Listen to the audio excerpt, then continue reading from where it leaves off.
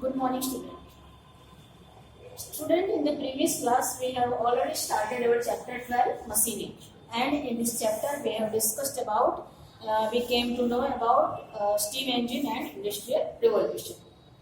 Students, today we will going to continue this chapter and we will going to discuss about mass production, food for machines, oil, petroleum and electricity. Okay? Now, everyone open your book and let's start. Today's our first topic is mass production. Okay, now let's continue. Mass production means producing large quantities of goods at a low cost in factories. Mass production क्या होता है कि large quantity, बहुत सारी चीजें एक साथ छोटे से खर्चे में, उसका खर्चा कम आता है और प्रोडक्शन बहुत ज्यादा होता है. इस तरह का जो प्रोडक्शन होता है उसको मास प्रोडक्शन कहते हैं ना. So the mass production means producing large quantities of goods at a low cost in factories. Okay. Before machine age, all articles were made by hand. जब तक मशीन एज स्टार्ट नहीं हुआ था तब तक सारे most of the articles, most of the सामान हाथ से ही बनते थे. The idea of mass production along with the invention of machines brought about a great change in our life and occupation. और ये जो मशीन एज का आइडिया था उसका विचार ही हमारे जीवन को और हमारे व्यापार को पूरी तरह से चेंज कर दे. उसमें एक ग्रेट चेंज आया हमारे लाइफ में और हमारे व्यापार में. Okay. Mass production is very useful. Mass production बहुत ही ज़्यादा उपयोगी है. Large number of articles can be made in short duration of time. बहुत ही कम समय में बहुत सारे सामान एक साथ प्रोडक्ट हो सकते हैं, इसलिए बहुत ही यूजफुल है. Cost of making each articles reduced. Every article से, एवरी सामान के पीछे जो खर्च लगता है वो रिड्यूस होता जाता है, वो खत्म होता जाता है. इसलिए वो पूरे आर्टिकल्स मिला के उसका खर्च कम हो जाता है, लो कॉस्ट में हो जाता है. Hundreds of workers work in a factory on machines to produce goods on a large scale. हजारों लोग एक साथ वहाँ मिलकर फैक्ट्रीज में काम करते हैं और इस तरह से लार्ज प्रोडक्शन होता है, बहुत बड़े पैमाने पे प्रोडक्शन होता है. Now students, we will come to our next topic, food for machines. Okay? We get energy from the food we eat, है ना. जो हम फूड खाते हैं उसी में से हमें एनर्जी मिलती है ना. इसी तरह से similarly machine get energy from coal, petroleum and electricity. Machine को भी एनर्जी किससे मिलती है? कॉयल, पेट्रोलियम एंड इलेक्ट्रिसिटी से. Nuclear energy, solar energy, biogas and wind energy are alternative source of energy. तो सारी एनर्जीज हैं जो इलेक्ट्रिक, न्यूक्लियर एनर्जी है, solar energy, biogas energy and wind energy are the alternative energies, है ना, alternative sources of energies. इन सब सारे सोर्सेज का भी यूज करके सोर्सेज को भी मशीन के लिए यूज किया जाता है. Okay. Now we will come to next topic, coal.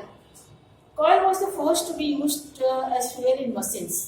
Coil को सबसे पहले मशीन में एज ए फ्यूल यूज किया गया था, ईंधन के रूप में सबसे पहले मशीन में ही यूज किया गया था. It is found deep below the earth surface. वो कहाँ पे पाया जाता है? अर्थ सरफेस के काफी गहराई में वो पाया जाता है. The coal that we use today was found millions of years ago. जो कॉयल हम लोग अभी यूज कर रहे हैं वो मिलियंस, हजारों अरबों साल पहले वो उस पाया गया है.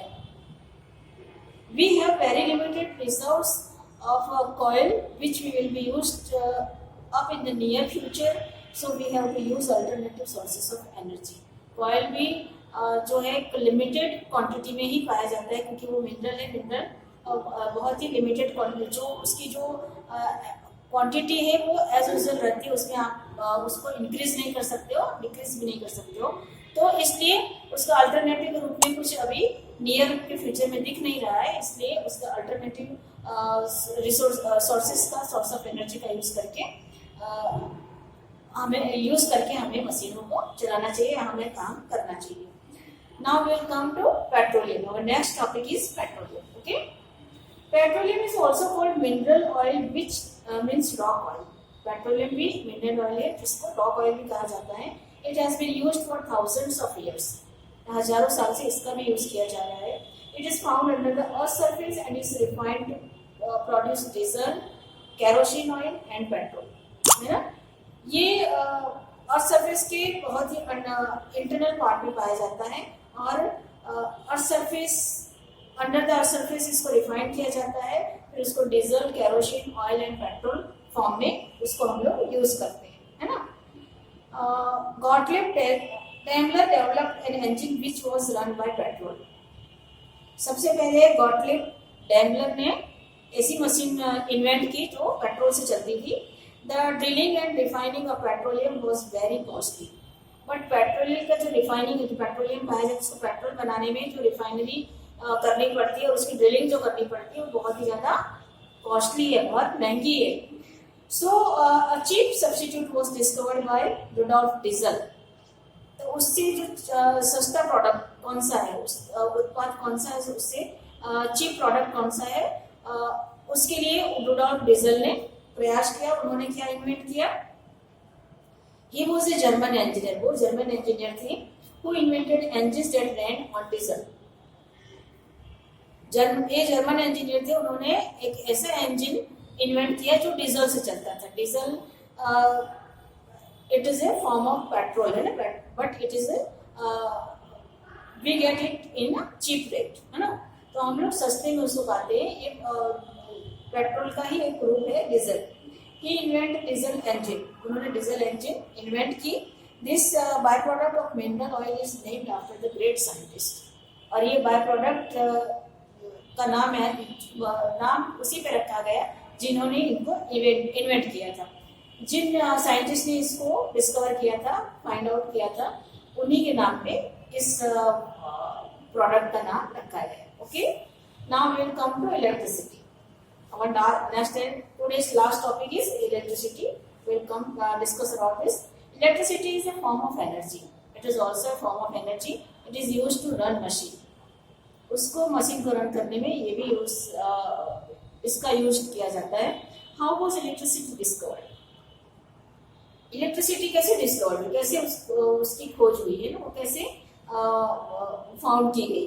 Once a man in London developed a toy called Leyden jar, है ना। एक समय की बात है, एक मैन लीडन नाम के एक इंसान ने एक टॉय डेवलप किया जिसका नाम रखा था उन्होंने लीडन जार। ओके, इसमें क्या था कि इट हैड 2 वायर्स। उस लीडन जार में 2 वायर्स थे, one in glass and the other outside.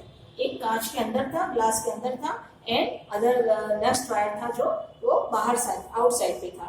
When these wires were joined, sparks were produced.